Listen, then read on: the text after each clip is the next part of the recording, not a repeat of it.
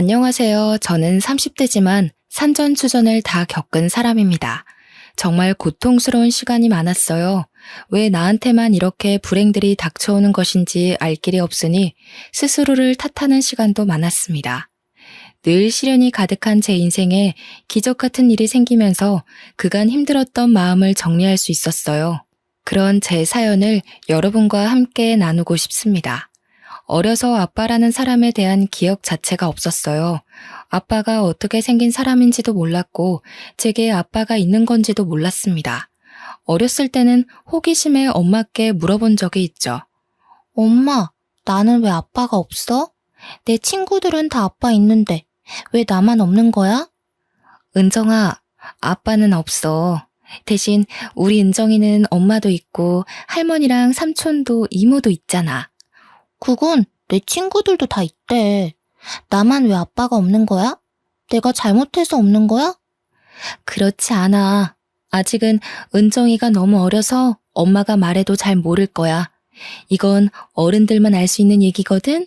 그러니까 나중에 우리 은정이 키 더 크면 엄마가 말해줄게. 이날 처음으로 엄마의 눈물을 봤습니다. 저를 재워주시고 방에 가신 엄마를 뒤따라갔는데 소리도 못 내고 흐느껴 울고 계신 모습을 봤죠. 그때부터 전 무의식적으로 알았던 것 같아요. 아빠 얘기를 하면 엄마가 아주 슬프고 아프다는 걸 말이죠. 외가 식구들도 엄마처럼 아빠 얘기를 꺼리는 게 눈에 보였습니다. 그래서 그날 이후 단 한 번도 아빠에 대해 물어보지 않았어요. 저렇게 힘들어하는 건 다 이유가 있다고 생각을 했습니다. 크면서 아무리 엄마가 온 힘을 다해주셨어도 부족한 빈자리가 느껴질 때가 있었습니다. 친구들과 함께 분식집을 가서 떡볶이를 먹어도 어제 우리 아빠가 뭐 해줬다? 라는 말만 나오면 저도 모르게 움츠러들었어요.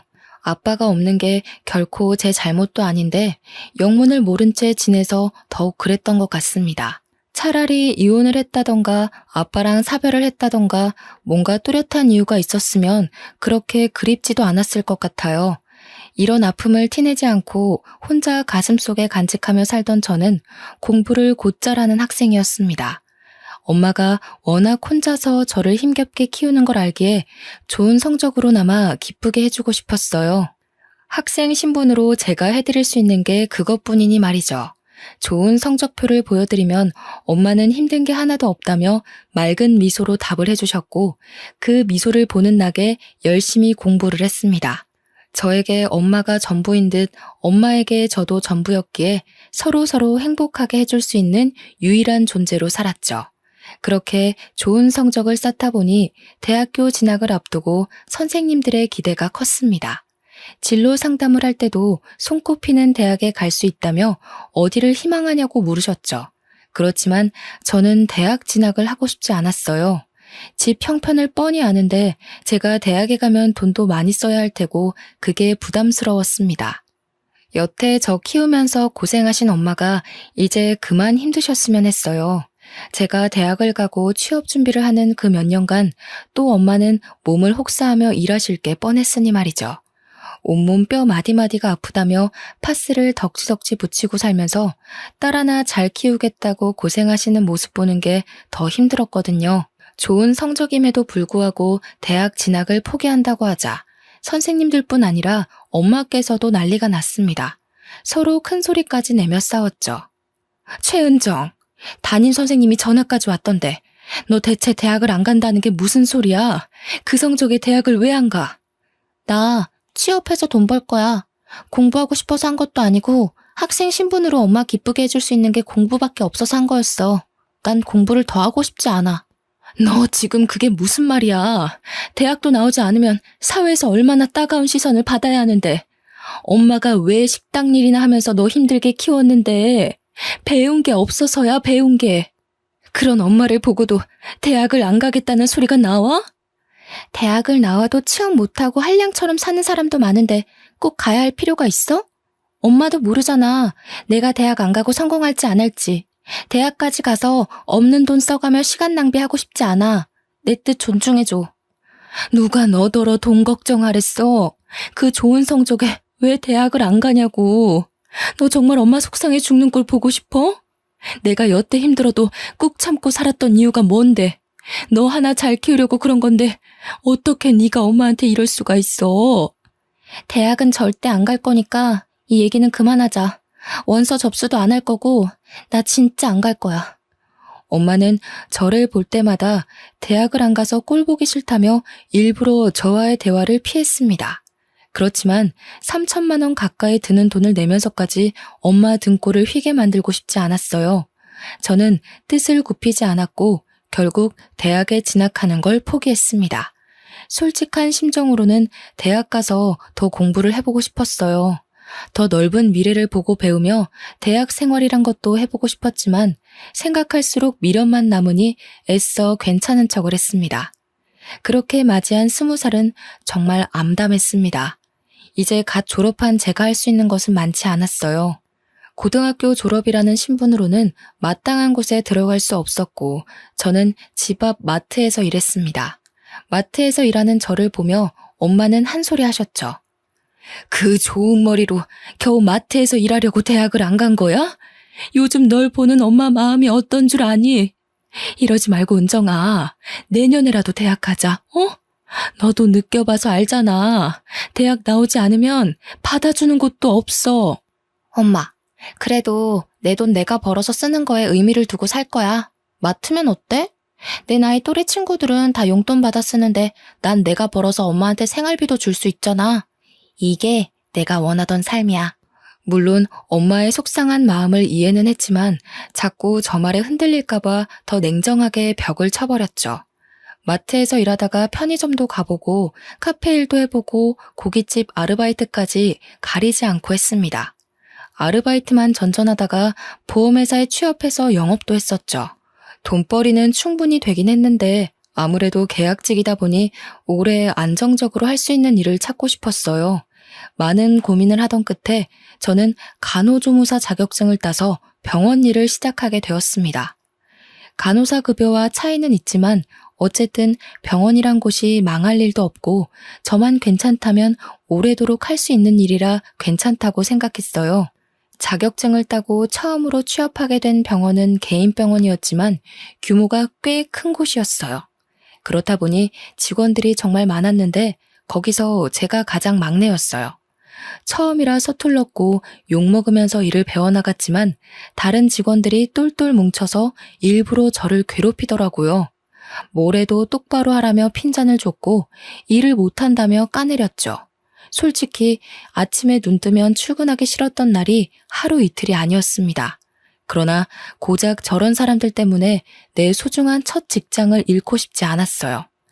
매일 욕먹기 바빴고 잡무는 모두 저에게 시켜놓고 본인들은 놀기 바빴습니다. 그래도 묵묵히 주어진 일에 최선을 다했어요.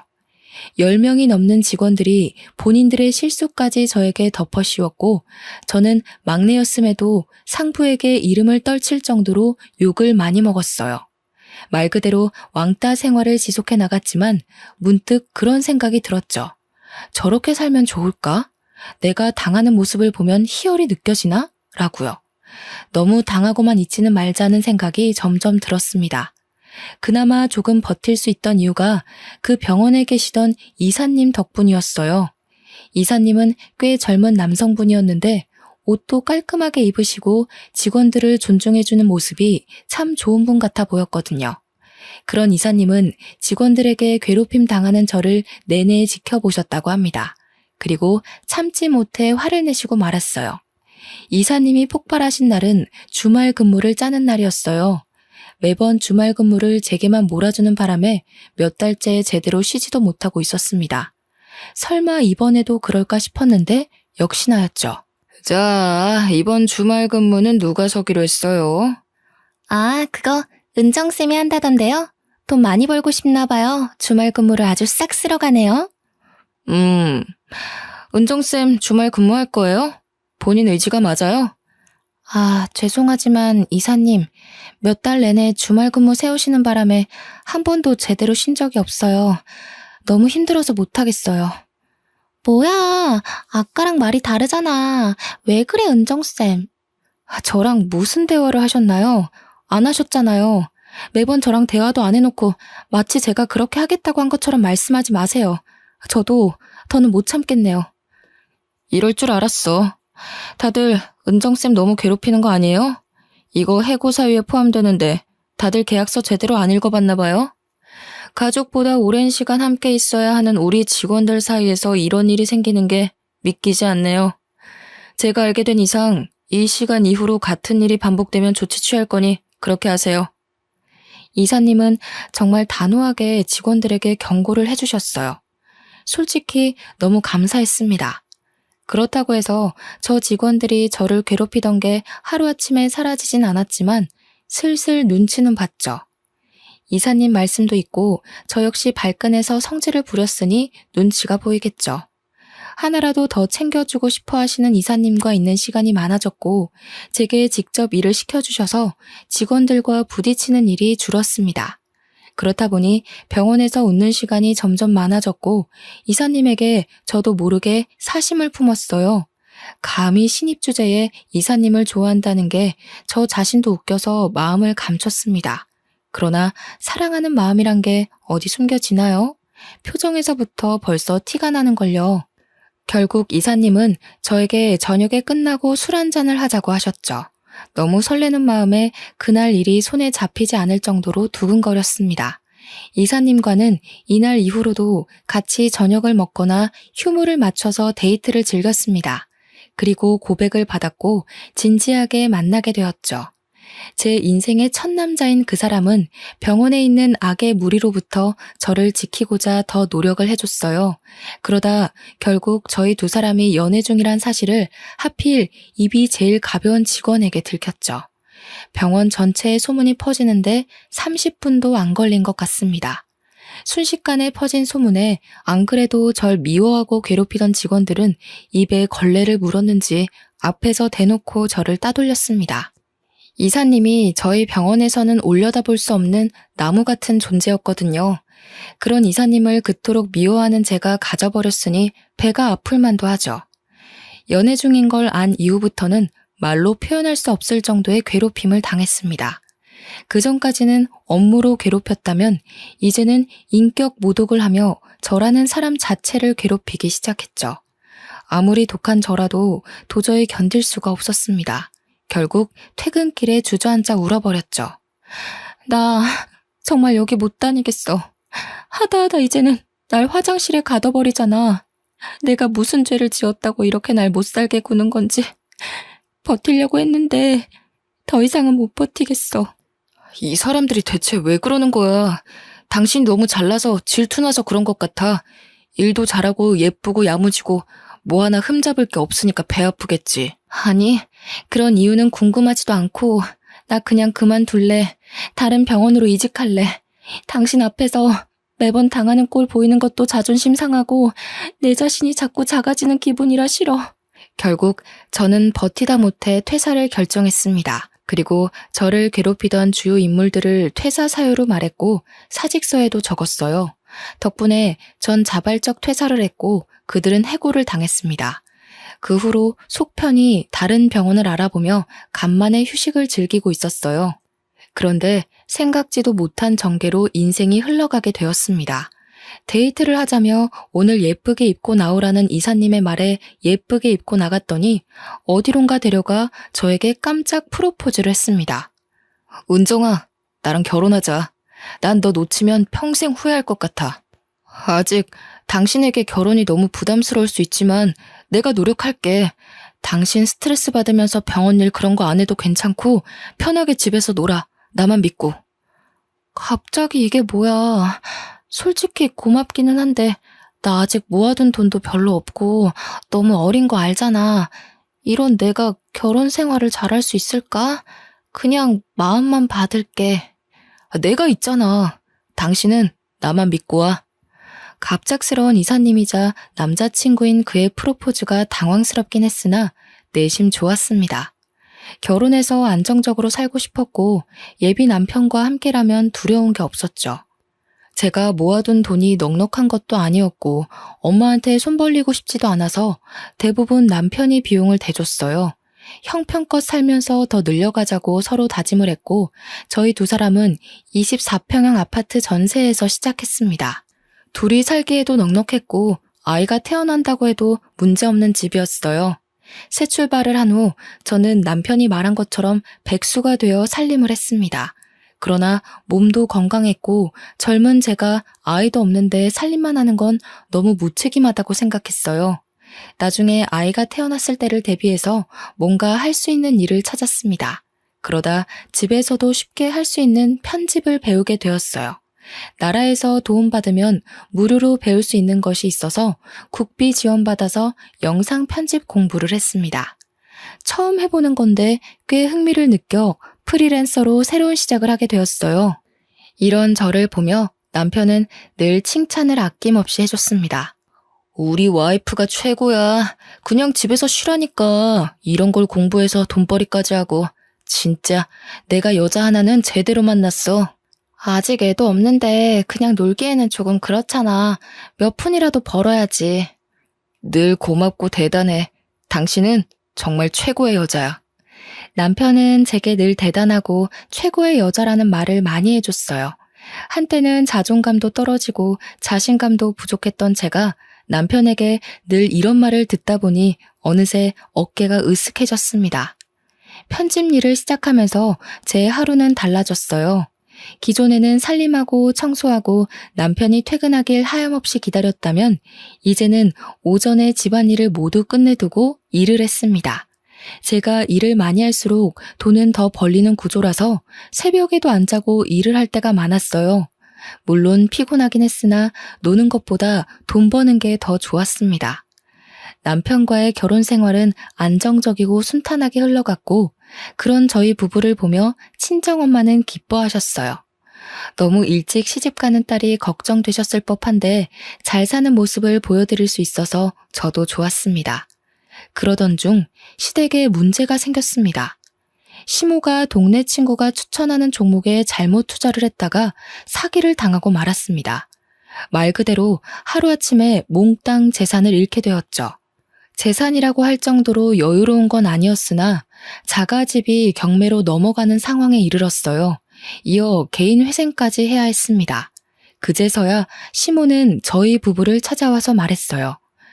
내가 미안하지만 지금 상황이 너무 안 좋아.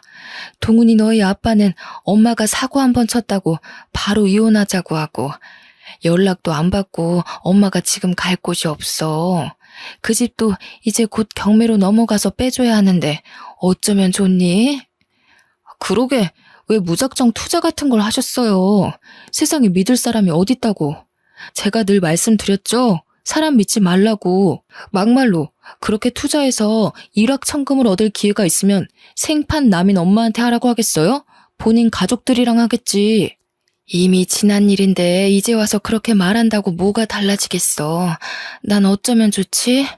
저도 모르죠. 엄마가 일은 다 버려놓고 저한테 뭐 어떡하라고요. 내가 갈 곳이 있어야 돈을 벌든 할 텐데 당분간이라도 여기서 신세 좀 져야겠어.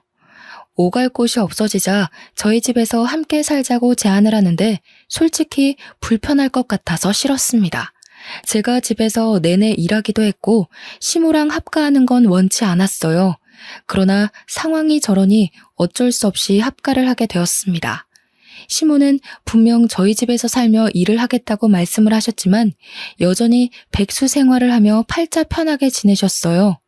몇십 년을 함께한 시부에게 이혼당하고 집도 날려먹었는데 혼자만 천하태평이었죠. 그런 시모를 보는데 대단하다 싶었습니다. 아마 저희 친정엄마라면 밤낮 가리지 않고 어떻게든 일해서 먹고 살려고 노력하셨을 텐데 라는 생각도 들었어요. 더 웃긴 건 시모와 합가를 한 후 저한테 시집살이를 시키는 거예요. 본인이 사고쳐서 합가를 하게 된 상황인데 며느리인 저를 몸종 다루듯 부려먹기 시작했습니다. 저 역시 집에서 내내 일을 하고 있는데 시모는 프리랜서로 편집 일을 하는 저를 이해하지 못했습니다.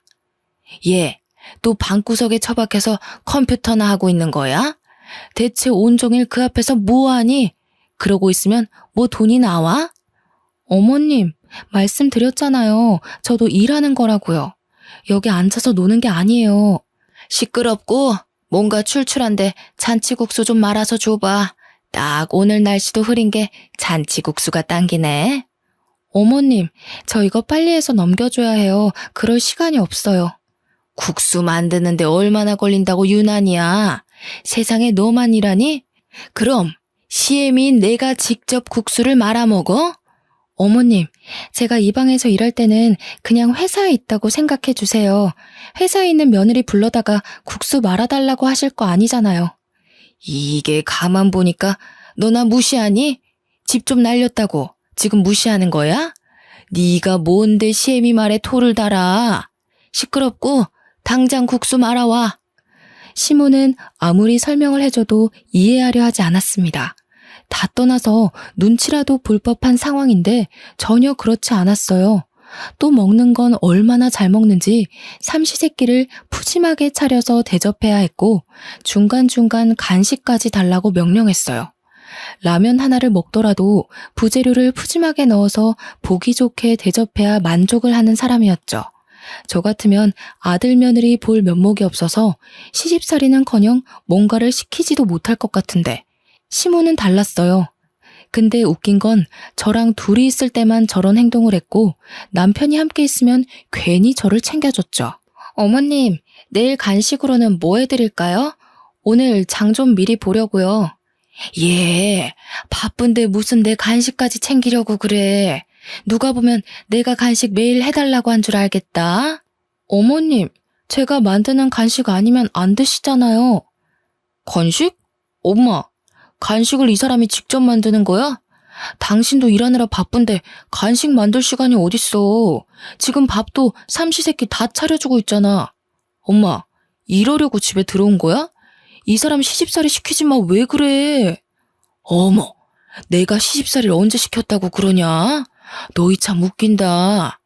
얘 은정이 네가 말해봐라. 내가 언제 너 시집살이 시키고 막 괴롭혔니? 말이 나온 김에 그냥 말할게요. 어머님, 저 일할 때 계속 이것저것 시키시는 거 저 힘들어요. 제가 몇 번이나 말씀드렸잖아요. 일할 때는 건들지 말아달라고요. 제가 끼니도 다 챙겨드리고 일하는 건데도 자꾸 부르시고 일 시키니까 집중을 못하겠어요. 그래, 다 내 탓이지. 늙으면 죽어야 하는데 내가 무슨 부귀영화를 누리겠다고 명줄만 길어서 아들, 며느리 고생시키고 있는 건지 모르겠다. 나 그냥 나가서 살게. 어디든 내 몸 하나 쉴 곳 없겠냐? 엄마, 그렇게 말한다고 가슴 안 아파. 쓸데없는 소리 하지 말고 현실적인 얘기를 해. 일은 왜 안 해? 엄마 개인회생 돈 안 낼 거야? 집도 얹혀 살고 돈도 안 벌고 이 사람 부려먹고. 왜 그래 정말? 나 솔직히 요즘 엄마 모습에 너무 실망이야. 일할 거라고 했잖아. 넌 어쩜 네 아빠랑 똑같이 말하니 정떨어지게? 아들 자식 키워봐야 소용없다는 말이 아주 딱 맞아 딱. 서로 같이 사는 동안은 모두가 힘들고 불편한 거니까 이해할 건 하고 존중할 부분은 존중하면서 살자는 얘기였어. 그리고 엄마가 몸이 아픈 것도 아니고 저지른 게 있으면 수습을 해야지. 언제까지 아들이라고 해서 내가 다 해줄 수는 없잖아. 남편은 시모에게 모진 소리를 했고 그 말을 들은 시모는 기분이 확 상한 게 보였습니다. 그러나 한 번쯤은 이렇게 꼭 짚고 넘어갈 문제라고 생각해서 그런지 오히려 속은 시원했어요. 그 후 시모는 예상했던 대로 더 뿔이 나서 제게 막 대했습니다. 야, 조금 이따 4시에 내 친구들 한 4명 정도 올 거니까 술 안주 좀 미리 챙겨놔. 그리고 너 좋아하는 그 일을 하든 말든 알아서 해. 술도 사다 놓고. 네? 4시에 집에서 술을 드신다고요? 그 사람이 알면 안 좋아할 텐데요. 동훈이 오늘 야근이랬잖아. 아침에 못 들었니? 이런 날 아니면 내가 언제 편하게 먹겠어. 밖에서 먹고 싶어도 돈이 있어야 먹지. 안 그래? 안주는 한 3개 정도 하고 디저트 과일도 준비하고 술은 넉넉히 사와라. 소주 맥주 다 섞어서. 시모는 하다하다 이제 남편이 야근하는 날만 골라서 친구들을 집에 초대해 술잔치를 벌였습니다. 처음에 한두 번은 큰 소리 내기도 싫고 본인도 답답하겠지 싶어서 그냥 해줬어요. 그러나 도가 지나치는 탓에 저도 화가 났죠. 술상만 차려주고 일을 하라던 시모는 수시로 저를 불렀습니다. 예, 은정아, 여기 골뱅이 무침이 맛있다는데 더 해와. 어머님, 저 일 때문에 못해요. 빨리 해서 보내드려야 해요. 그럼 내 친구들한테는 뭐라고 할까? 며느리가 일하셔야 해서 골뱅이 못한다니 내가 할게. 뭐 이렇게 말할까? 너는 대체 생각이란 게 있는 거니? 내 체면을 생각하면 그렇게 말할 수 있어? 대체 그딴 편집 나부랭이로 얼마나 본다고? 온종일 방에 처박혀 있는 건데. 어머님, 저도 온종일 일만 하고 싶어요. 그런데 어머님 오신 이후로 일을 제대로 한 적이 없다고요. 아세요? 일 좀 할 만하면 뭐 시키고, 할 만하면 부르고, 이러는데 뭘 하겠어요, 뭘. 시모랑 대판 싸우고 문을 확 닫아버렸습니다. 물론 안주도 해주지 않았어요. 그렇게 시모와는 날마다 전쟁처럼 보냈고 남편도 이 사실을 알기에 미안해했습니다. 그 와중에 시모는 다시 한번 사고를 쳤어요. 지인들한테 사정사정해서 빌린 돈이랑 제3금융권의 대출을 받아서 분식집을 인수받았습니다. 자기 돈은 1도 없이 말이에요. 그러면서 한다는 말이 자기 아는 사람이 매출도 좋은 곳인데 헐값에 내놨다고 이건 무조건 인수받아야 된다는 거예요. 상식적으로 장사가 그렇게 잘 되는 곳을 왜 헐값에 내놓겠어요. 투자 잘못해서 망한 거랑 비슷하게 또 사고친 사모 때문에 미칠 것 같았습니다. 개인 회생 중이라 대출도 쉽지 않으니 그 위험한 삼금융에 손을 댔고 남편은 이 사건을 계기로 시모와 미친 듯이 싸웠고 저는 시모 뒤치다꺼리를 해야 했습니다. 심지어는 갑자기 가게를 차리니 혼자서 감당이 안 되는지 매일 저를 불러다 일을 시키더라고요. 분식집 일에 집안일에 편집일까지 하려니까 몸이 10개라도 부족했습니다. 사는 게 지옥이었지만 친정엄마에게는 늘 행복하고 잘 지내는 척했어요. 제가 불행하고 힘들어하는 모습을 보이면 친정엄마는 정말 무너지실 걸 아니까요. 한동안 사는 게 바쁘다는 핑계로 엄마를 자주 못 찾아뵙는데 너무 지치고 힘들어지니 엄마가 보고 싶었습니다. 남편에게 말을 하고 2박 3일 친정집에 다녀오기로 했죠. 오랜만에 엄마를 딱 보러 가서 반가움에 포옹을 하려는데 엄마 얼굴이 별로 좋지 않았어요. 걱정스러운 마음에 어디가 아프냐고 왜 그러냐고 했으나 괜찮다고만 하는 엄마였죠. 느낌이 쌓였는데 결국 그날 밤 엄마가 어렵게 입을 열었습니다. 은정아, 너 놀라지 말고 잘 들어. 사실은 엄마가 췌장암 말기래. 가망도 없고 가는 날만 기다려야 하는데 너한테 말을 못 하겠더라고. 어차피 죽을 건데 돈 쓰는 것도 싫고 그래서 견뎠어. 엄마가 얼마나 더 살지는 모르겠는데 남은 시간 동안 슬퍼하지 말고 씩씩하게 엄마 보내주면 좋겠어. 뭐? 뭐라고? 무슨 소리야 대체. 그걸 왜 이제야 말해. 엄마, 나 어떻게 살라고. 당장 병원 가자, 어? 췌장암 말기라는 엄마의 말에 뭐든 해보고 싶었습니다. 저렇게 엄마를 보낼 수 없었어요. 그러나 병원에선 이미 다른 장기의 전이가 심각해 수술해도 가망이 없다고 말했습니다. 모든 치료를 포기하고 엄마랑 딱 2주 정도 시간을 함께 했습니다. 엄마가 너무 아파하는 날에는 가슴이 찢어질 듯 저도 고통스러웠어요. 감히 고통이 어느 정도인지 상상이 안 가는데 그 와중에도 딸인 제가 놀랄까봐 마음껏 아파하지도 못하시는 모습이 더 아팠습니다. 처음에는 받아들이기 힘겨웠지만 모든 사실을 알고 인정하고 나니 오히려 엄마에게 씩씩한 모습만 보여드려야지 싶었어요. 눈물이 나도 참았고 애써 웃음 지으며 그렇게 2주를 함께하고 엄마는 가셨습니다. 제 유일한 가족인 엄마가 떠나고 난 후 감정은 이 세상 그 어떤 말과 단어들로 감히 설명할 수 없는 감정이었어요. 그렇지만 가슴 속에 고이 묻고 저는 더 이를 악물고 살아야겠다고 다짐했습니다. 그런데 슬픔에 잠긴 장례식장에서 시모는 비정상적인 행동을 했죠. 육개장에 밥을 듬뿍 말더니 우걱우걱 잘도 처먹더라고요. 아우, 맛있네. 이 집 잘한다. 그렇지? 역시 육개장은 장례식장이 제일 맛있어. 저 깐깐한 게 업체는 잘 선택했나 보네. 아주 꿀맛이다. 그렇지, 아들? 엄마 쉿. 조용히 해. 다 듣잖아. 다른 친척들도 다 모여있는 그곳에서 저렇게 말하는 시모의 태도에 전 눈이 돌았습니다. 목구멍에 그게 넘어가세요? 그렇게 맛있으세요? 그럼 저기 한솥 있으니까 다 쳐드시고 가세요. 당신은 진짜 사람이 아니야, 사람이. 예, 너희 엄마 가시는 길 곱게 잘 보내드려야지. 어디 엄마 장례식에서 소란이야? 교양 없게. 시모와 미친 듯이 싸우다 문득 엄마의 영정 사진을 보는데 힘이 다 풀렸습니다. 그렇게 행복한 줄 알았던 딸의 실체를 마지막 가는 길에 보여드린 것 같아서 죄송했어요. 더 못난 모습을 보이기는 싫어서 제가 참았습니다. 겨우 꾹 참고 있는 제게 시모는 배불리 육개장을 2그릇이나 먹고서는 오더라고요. 꼴도 보기 싫어서 아는 척도 안 했습니다. 예, 조의금은 얼마나 들어왔냐? 그건 또 왜요? 제발 그냥 가세요. 아니 사람이 꽤 온 것 같은데 그럼 조의금도 넉넉할 거 아니야. 그 돈 좀 빌려줘. 대체 정말 당신이 사람이세요? 지금 저희 엄마 장례식 중인데 조의금을 빌려달라는 말이 나오세요? 아우 야, 사람이 태어났으면 다 죽는 거지. 죽는 게 뭐 대수라고 유난이야. 조의금은 돈 아니냐? 돈 빌려달라는 게 잘못이야? 끝까지 미친 짓을 하는 시모의 머리채를 당장이라도 쥐어 뜯어버리고 싶었는데 정말 꾹 참았습니다.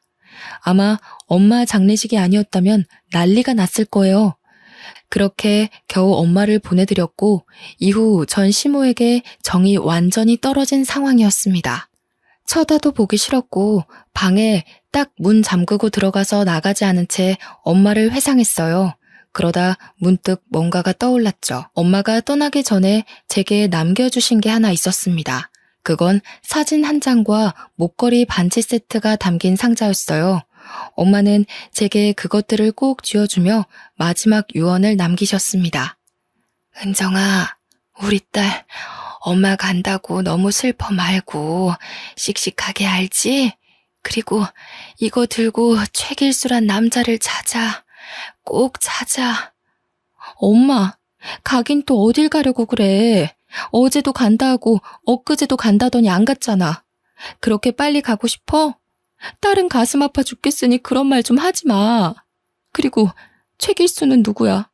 이것들은 다 뭔데? 꼭 이거 들고 그 사람 찾아가서 네가 최은정이라고 말해. 알겠지? 끝까지 엄마께서는 신신당부를 하셨어요. 그렇게 엄마를 떠나보내고 남편이 저를 위로해줬습니다. 그런 남편을 봐서라도 다시 우뚝 일어서려고 다짐했어요. 적어도 그 장면을 목격하기 전까지는 말이에요. 오랜만에 마트에 가서 장을 잔뜩 봐오는 길에 다시 한번 모든 게 무너졌어요. 남편이 차 안에서 어떤 여자와 애정 행각을 벌이고 있었고 그 둘은 저희 아파트 옆동으로 들어가더라고요. 뛰어들어가서 현장을 목격했는데 저는 그만 이성을 잃어버리고 말았죠. 근처에 잡히던 쓰레기통을 상간녀한테 던졌는데 남편이 상간녀를 보호하는 게 아니겠어요? 뭐 하는 짓이냐며 저를 확 밀치고는 상간녀를 안방에 밀어놓고 둘이서 대화하자고 말했습니다. 여보, 화나는 건 알겠는데 이 사람 홀몸 아니라고. 임신 중이야 지금. 애 잘못되면 어쩌려고 그래? 어차피 이렇게 된 거 그냥 다 말해줄게. 나 바람핀 거 맞고 들은 대로 임신 중이야. 너랑 이혼하려고 했는데 장모님이 갑자기 돌아가시는 바람에 말을 못했어. 그냥 하루빨리 정리해줘. 내가 한 100만 원은 너한테 줄 수 있거든? 자립하게 도와줄 테니까 그 돈으로 원룸 하나 구해봐. 야, 이 쓰레기 같은 놈아. 네가 어떻게 나한테 이럴 수가 있어? 100만 원으로 원룸을 구하라고? 이 버러지 같은 놈아. 그냥 나더러 살지 말고 죽으라고 해. 죽든 살든 그건 네 알아서 하고 우리 이혼하자. 나한테 애가 생겼는데 그럼 어쩌냐? 너가 키워줄 것도 아니면서. 내 옆에 붙어 있어봤자 너만 힘들어져. 정말 너무 믿었던 남편의 배신에 말이 나오지 않았어요. 엄마를 떠나보낸 것에 이어 남편의 배신까지 겪으니 정신적으로 견딜 힘이 없었죠. 이 와중에 가만두지 않겠다고 이를 바득바득 갈며 말했으나 주변에 잘 나가는 변호사 지인들이 많은 남편은 콧방귀를 끼며 누가 이기나 해보자며 쉽게 가자고 했습니다. 그런데 억울하지만 정말 저는 돈도 힘도 없었어요. 소송할 돈이 있으면 생계비로 써야 하는 상황이었죠. 결국 허무하게 이혼까지 당하고 원룸 하나 겨우 얻어서 살았습니다. 인생에서 가장 힘든 시기가 언제냐고 물으면 바로 이때였어요. 하나뿐인 엄마를 잃고 너무 든든했던 남편에게 하루아침에 배신당한 후 이혼까지 당한 이 기분이 어땠을지 감이 잡히시나요? 그냥 딱 혀 깨물고 죽고 싶은 심정이었습니다. 솔직히 술로 버틴 날도 많고 폐인처럼 살기도 했지만 돌아가신 엄마를 생각해서라도 정신 차리고 집 근처 병원 여러 군데 지원서를 냈습니다. 경력이 있던 탓에 꽤 규모가 큰 종합병원에 합격이 되어 일하게 되었습니다. 먹고 살기 위해서 하루하루 일을 하는데 문득 엄마가 남겨주신 그 상자와 최길수가 누구인지 자꾸만 궁금해졌습니다. 인터넷에 검색해도 나오지 않는 이 사람은 누굴까 싶었어요. 저는 늘 가방에 지니고 다니면서 엄마 생각이 날 때마다 반지 상자를 꺼내보곤 했는데요. 이날은 속이 좋지 않아서 점심을 먹지 않고 홀로 데스크를 지키고 있었어요. 반지 상자를 꺼내보며 만지작거리는데 갑자기 대표 원장에게 데스크로 전화가 왔습니다. 원장은 지금 만지고 있는 상자를 들고 당장 진료실로 들어오라고 말하더군요. 무척 당황스러웠지만 우선 들어갔습니다. 자네 그 상자 어디서 났어? 그것 좀 보여줄 수 있을까? 설마 내가 아는 물건인가 싶어서 말이야. 좀 확인하고 싶은데. 네? 이거 저희 엄마 돌아가실 때 저한테 쥐어주신 건데 아직 저도 주인을 못 찾아서 찾고 있는 중이에요. 아니 이건 자네 혹시 최길수라는 사람을 찾고 있지 않은가? 자네 엄마는 어디에 모셨나? 내가 찾아가서 얼굴이라도 비춰야겠는데? 네? 혹시 최길수라는 사람 누군지 아세요? 안 그래도 엄마가 그 사람을 꼭 찾으라고 했는데 찾을 수가 있어야죠. 최길수는 내 옛날 이름이고 지금은 최연우라는 이름으로 살고 있지만 자네 엄마를 만났을 땐 최길수란 이름이었지. 알고 보니 최길수란 사람은 제 친부였고 평생 못 찾을 것 같던 제 친부는 제가 일하던 병원의 대표 원장이셨습니다. 그 목걸이와 반지는 아버지가 엄마한테 결혼 선물로 준 거였다고 해요. 친부라는 존재를 잊고 산 지 오래돼서 이 사실을 받아들이기가 힘들더라고요. 은정아, 이렇게 찾아줘서 고맙다, 고마워. 내가 정말 면목이 없는데 고맙다. 정말 아빠 맞아요? 왜 그동안 저를 안 찾으셨어요? 엄마랑 제가 그동안 얼마나 힘들었는데 저희를 버린 거예요? 아빠는 절대 아니라며 사실 그동안 집안 문제 때문에 결혼을 하지 못했다고 해요. 태어나서부터 부잣집 도련님이었던 아빠가 가난한 엄마를 만난 탓에 집안에서 결혼 반대를 너무 심하게 해서 결혼을 하지 못했다고 하더라고요. 그러던 찰나에 뱃속에 제가 생겼고 아빠는 부모님께 같이 살고 싶다고 말했으나 당장 해외에 나가 유학이라도 하고 오라며 강제로 비행기를 태웠다고 해요. 대신 외국으로 가면 사랑하는 사람 절대 건들지 않는 조건으로 영영 보지 않고 살기로 한 거죠. 너희 엄마는 정말 대단한 여자야. 못난 나 때문에 본인 인생과 청춘을 다 버리고 너 하나만 지키며 살아온 여자고 내가 평생을 다해 사죄해도 용서받을 수 없다는 것도 알아. 엄마가 한평생 얼마나 힘들게 살다 가셨는지 아세요? 아빠가 비겁하지 않고 용기만 있었어도 우리 엄마 저렇게 힘들게 살다 안 갔어요. 이제 와서 엄마가 다 키워놓은 저한테 돈으로 보상하며 아빠 노릇하려고 하지 마세요. 필요 없으니까. 모든 원망을 처음 마주하는 아빠한테 쏟아버렸고 한참을 오열했습니다. 어떻게 이런 인연이 다 있을까요? 정말 조금만 더 빨리 내가 아빠를 찾아냈다면 엄마도 사랑하는 사람 얼굴은 한번 보고 떠났을 텐데 엄마 생각에 가슴이 너무 아파왔습니다. 이후로 아빠는 저한테 알뜰살뜰 잘 대해주셨어요. 조부모님도 다 돌아가셨고 엄마를 버린 죄책감에 50 넘도록 결혼도 하지 않고 살고 있다더라고요. 뒤늦게 생긴 아빠지만 조금씩 마음의 문을 열면서 자주 만나려고 노력했고 뜻하지 않게 전 남편과 상간녀에게 복수도 할 수 있었죠. 전 남편에게 이혼당한 사실과 시댁에서 당한 수모를 모두 알게 된 아빠는 이대로 가만히 있을 수 없다고 말했습니다. 아빠는 흥신소에 연락해 전 남편의 뒤를 밟아달라고 요청했고 며칠 뒤 상간녀가 누구인지까지 알 수 있었습니다. 알고 보니 상간녀의 아빠는 같은 병원에서 물리치료사 팀장으로 일하고 있더라고요. 세상이 이렇게 좁으니 죄 짓고 살면 안 되는 거죠. 이 사실을 알자마자 병원장인 아빠께서는 상간녀 아빠를 바로 해고시켰고 갑작스러운 해고 통보에 상간녀 아빠는 방방 뛰었습니다. 애비라는 사람이 말이야. 딸 자식 교육을 어떻게 하면 감히 유부남을 건드리고 애까지 임신해?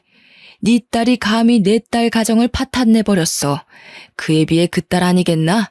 난 그딴 자식 둔 당신이 내 병원에서 일하는 꼴은 못 보니까 당장 나가게. 예? 병원장님, 뭔가 오해가 있으실 거예요. 저희 딸 그런 아이 아닙니다.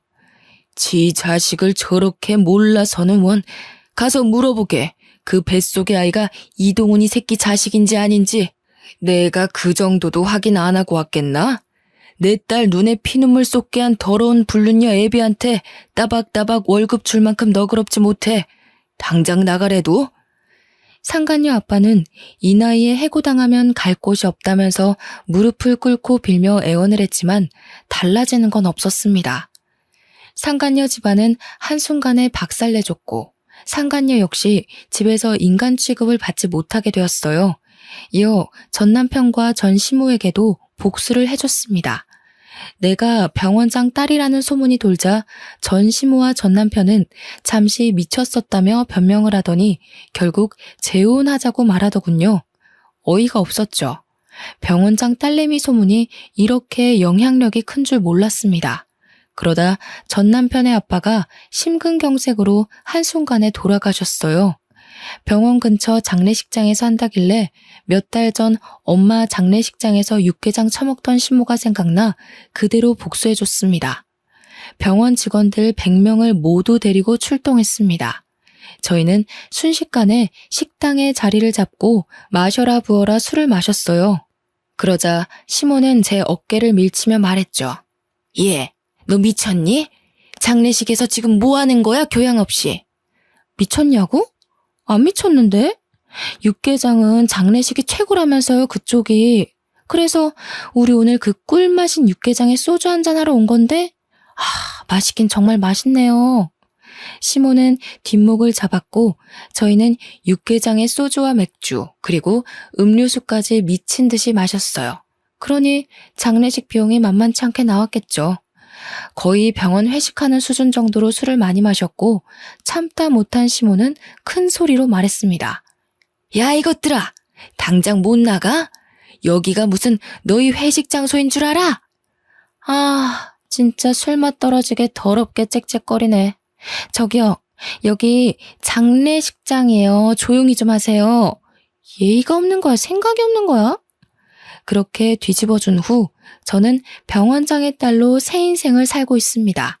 모든 사람의 부러움의 대상이 되었고 다행인 건 저와 스스럼 없이 지내주는 직원들이 많아서 든든해요. 이제 와서 너무 늦었지만 공부도 다시 시작해서 아빠 병원을 물려받을 수 있도록 노력 중에 있습니다. 아빠는 제가 고졸인 게 신경이 쓰이셨는지 강남에 내노라 하는 과외 선생을 전부 불러서 공부를 시켰고 당당하게 의대에 한 번에 붙었어요. 그리고 아빠가 소개해준 인성 좋은 의사와 사귀고 있는 중이고요. 저도 남자라면 치가 떨린 터라 싫다고 했는데도 이 남자는 10년 넘게 지켜봤는데 정말 반듯하고 착한 사람이라며 꼭 사위로 만들고 싶었대요. 그러니 아빠가 원하는 대로 제발 만나달라길래 만났는데 웬걸 얼굴까지 잘생긴 미남이었습니다. 지나간 10년을 돌이켜보면 저한테 이렇게나 많은 일들이 있었네요. 마음 터놓는 친구에게도 말 못하는 제 사정을 여러분께 들려드렸어요. 어떠신가요? 저는 하늘에 계신 엄마가 마지막 가는 길까지 혼자 남은 제 걱정에 아빠를 만나게 해준 것 같아요. 뒤늦게 만난 아빠지만 그 누구보다 저한테 잘해주시려고 하시니 저 너무 행복합니다. 그럼 다들 건강하시고 행복한 날들만 있길 기도하겠습니다. 감사합니다.